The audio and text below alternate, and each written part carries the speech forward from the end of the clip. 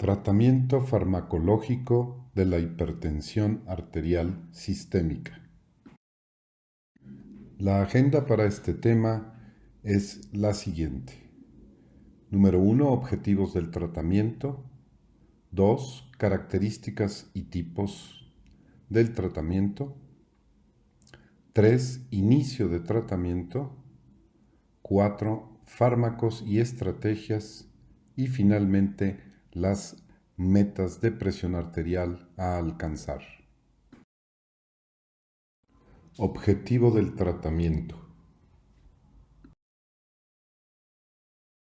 El objetivo fundamental del tratamiento de la hipertensión arterial sistémica es la reducción a largo plazo de la morbimortalidad cardiovascular y renal mediante la disminución sostenida de la presión arterial a niveles iguales o menores a la meta hoy establecida según el caso. El impacto observado en la reducción de la presión arterial aparece en esta tabla. En enfermedad vascular cerebral se obtiene una reducción de riesgo relativo en un rango de 35 a 40%. En el caso de infarto agudo del miocardio, una reducción del 20 a 25% y en insuficiencia cardíaca más del 50% de reducción del riesgo relativo. Estos datos han sido evaluados en múltiples estudios de morbimortalidad en hipertensión arterial. Características y tipos de tratamiento. En términos generales, las características del tratamiento de la hipertensión arterial son 3, a saber, el tratamiento debe ser individualizado, integral y sostenido, considerando no solamente la presión arterial, es decir, la hipertensión, sino la presencia de otros factores de riesgo cardiovascular asociados, así como factores psicológicos, socioculturales y económicos. El tratamiento de la hipertensión arterial se basa en dos tipos. El primero, el tratamiento no farmacológico, el cual se refiere a los cambios en el estilo de vida y que ha sido ya tratado en un tema anterior. Y el tratamiento farmacológico, motivo de esta revisión. Inicio de tratamiento.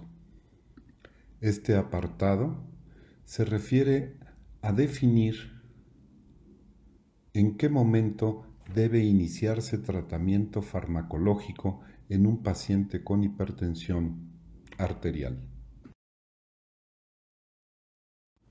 Todo paciente con hipertensión arterial grado 1 debe recibir tratamiento no farmacológico. Pero entonces, ¿cuándo iniciar tratamiento farmacológico? Como se muestra en el esquema, en la barra azul, los pacientes con riesgo cardiovascular alto o muy alto, con enfermedad cardiovascular o renal o daño a órgano subclínico, deben iniciar tratamiento farmacológico inmediato. En el caso de que el riesgo cardiovascular sea bajo o moderado y no hayan tenido un control adecuado de sus cifras de presión arterial después de 3 a 6 meses de tratamiento no farmacológico, deberán iniciar tratamiento farmacológico. En hipertensión arterial grado 2 y 3, además del tratamiento no farmacológico, el paciente debe recibir tratamiento farmacológico inmediato en todos los casos y debe de intentarse controlar la presión arterial en los primeros 3 meses.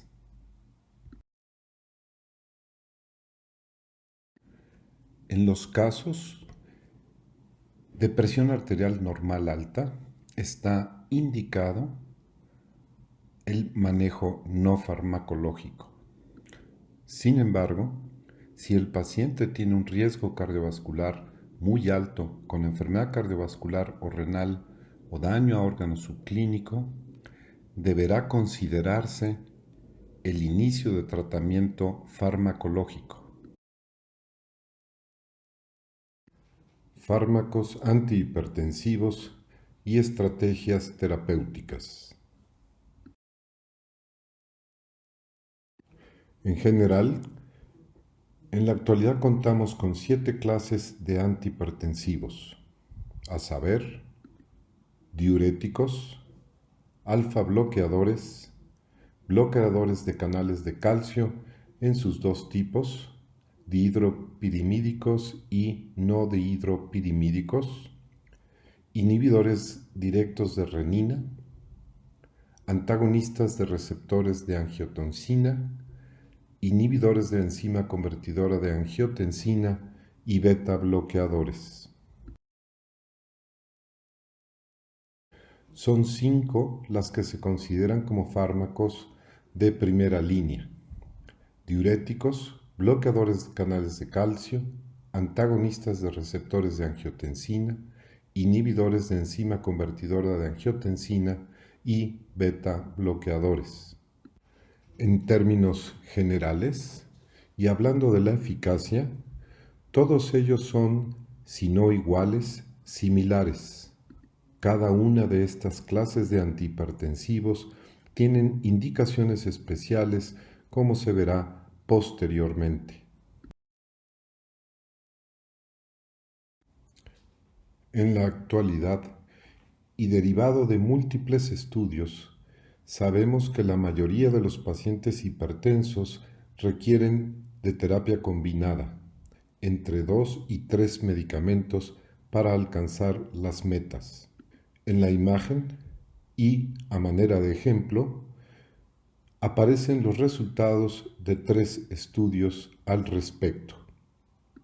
En verde se señala el porcentaje de pacientes con terapia combinada, que va de 40 hasta 74%, dependiendo del nivel de hipertensión. Es de destacar, como mostró el estudio OLHAT, que incluso en hipertensión grado 1 y 2, el porcentaje de terapia combinada es alto, 40%. En nuestra experiencia, y considerando todos los grados de hipertensión arterial, el 74% de los pacientes requirieron de dicha terapia.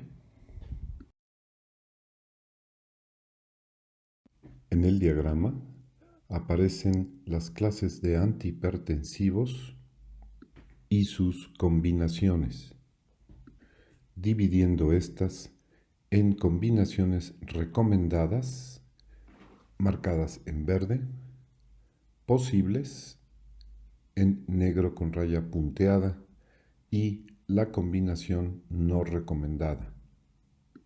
Como se aprecia, la sugerencia de combinaciones está basada en el uso de diurético tiacídico, antagonistas de receptores de angiotensina, inhibidores de enzima convertidora de angiotensina y bloqueadores de canales de calcio, y finalmente beta bloqueador.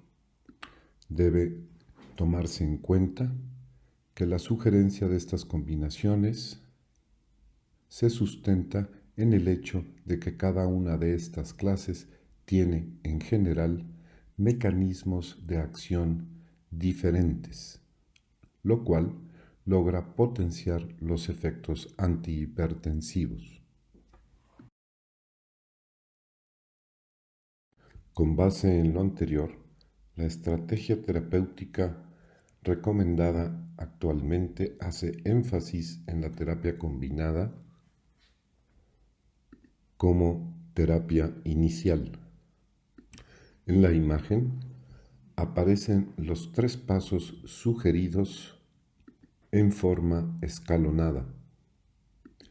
En el primero de ellos, la recomendación es utilizar algún fármaco de acción sobre el sistema renina-angiotensina-aldosterona, esto es un YECA o un ARA, combinado con un calcio antagonista o un diurético, como terapia dual inicial.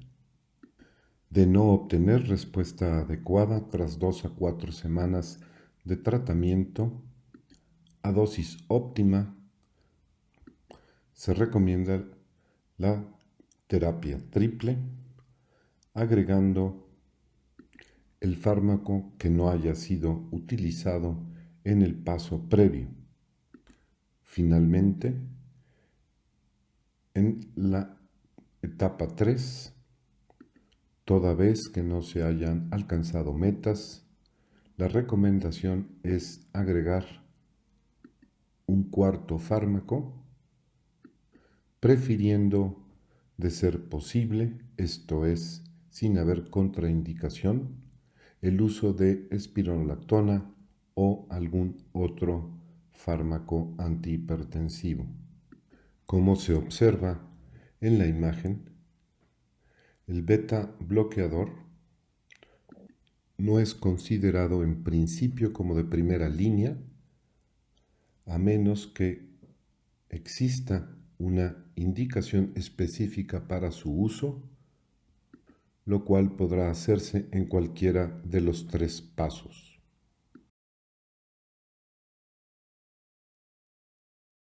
La monoterapia como estrategia de tratamiento antihipertensivo es posible, sin embargo, hoy en día existen estas 3 indicaciones.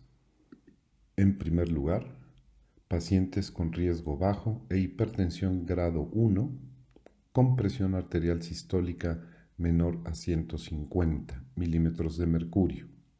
La siguiente indicación es en pacientes con riesgo alto y presencia de una presión arterial normal alta. Finalmente, la indicación de monoterapia en el paciente adulto mayor frágil, esto es, pacientes con riesgo de hipotensión ortostática por múltiples causas. Como se mencionó anteriormente, la eficacia de las diferentes clases de antihipertensivos es, en general, muy similar. Sin embargo, existen indicaciones en situaciones especiales, esto es, indicaciones preferenciales para cada clase de antihipertensivos, y ello depende de las comorbilidades. En la tabla aparecen las indicaciones especiales dependiendo de la existencia de ciertas comorbilidades, de acuerdo a las sugerencias de las guías americanas de 2017 y de las guías europeas del 2018. Como se puede apreciar en la tabla, los fármacos con acción sobre el sistema renina-angiotensina-aldosterona, esto es, los YECAs y los ARAs, al igual que los calcioantagonistas, son los fármacos de primera elección en la mayoría de las situaciones. En pacientes con cardiopatía isquémica, insuficiencia cardíaca y fibrilación auricular, así como enfermedad aórtica, léase aneurisma, los beta bloqueadores tienen un lugar muy especial. Por otro lado, es de destacar que en pacientes con enfermedad vascular cerebral, el uso de calcio antagonistas en primera instancia y posteriormente inhibidores de enzima convertidora de angiotensina o antagonistas de receptores de angiotensina deben indicarse como de primera línea. En pacientes con hipertensión arterial y fibrilación auricular, permanente en los que se desea controlar la frecuencia cardíaca, el uso de beta bloqueadores o calcio antagonistas con efecto cronotrópico negativo son de mucha utilidad. Finalmente, cabe destacar que en pacientes con prediabetes y dislipidemia, básicamente hipertrigliceridemia, el uso de diuréticos tiacídicos y beta bloqueadores de primeras generaciones deben de evitarse por sus efectos metabólicos conocidos. Excepción a lo anterior son los beta bloqueadores de última generación como nebivolol y carvedilol.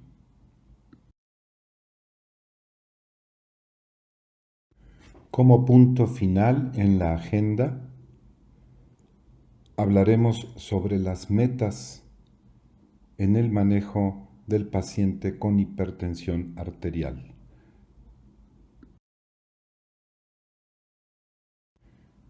En esta tabla se resumen las metas propuestas por las guías americanas, europeas y la última norma oficial mexicana. En términos generales, estas dos últimas, las guías europeas y la de la norma oficial mexicana, sugieren una meta de tratamiento general menor a 140-90 milímetros de mercurio, a diferencia de las guías americanas que en términos generales sugieren cifras meta menores a 130-80 milímetros de mercurio, lo cual de alguna manera implica un disenso en cuanto a estas cifras metas entre las diferentes guías.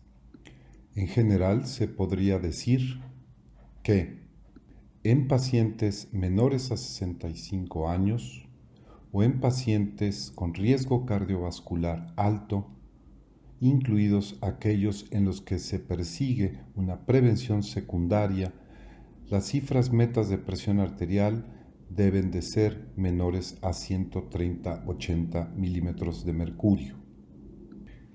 Y por otro lado, en pacientes adultos mayores, especialmente si son frágiles, con gran tendencia a hipotensión ortostática, cifras metas menores a 140-90 milímetros de mercurio, o en pacientes con riesgo cardiovascular bajo, en los que se persigue prevención primaria, las metas pueden ser menores a 140-90 milímetros de mercurio.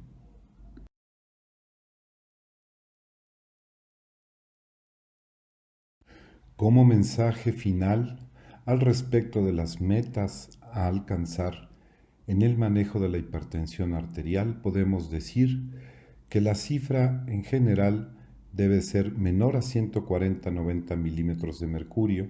Sin embargo, dichas metas deben de individualizarse, tomando en cuenta la edad del paciente, el riesgo cardiovascular del mismo y su tolerancia a los medicamentos.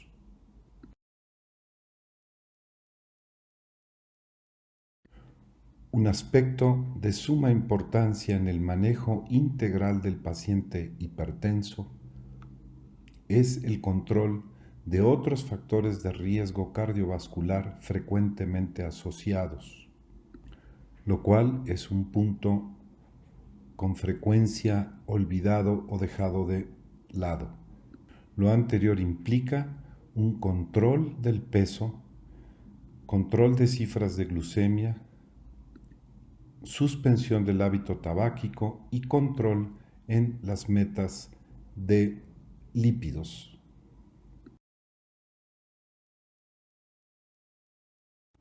Para concluir, en la imagen se enumeran 4 indicaciones para hacer referencia a especialista en pacientes con hipertensión arterial. La primera indicación de referencia es cifras igual o mayores a 180-110 milímetros de mercurio. Posteriormente, evidencia de daño a órgano blanco. En tercer lugar, sospecha de una etiología secundaria y finalmente aquellos casos con hipertensión arterial resistente.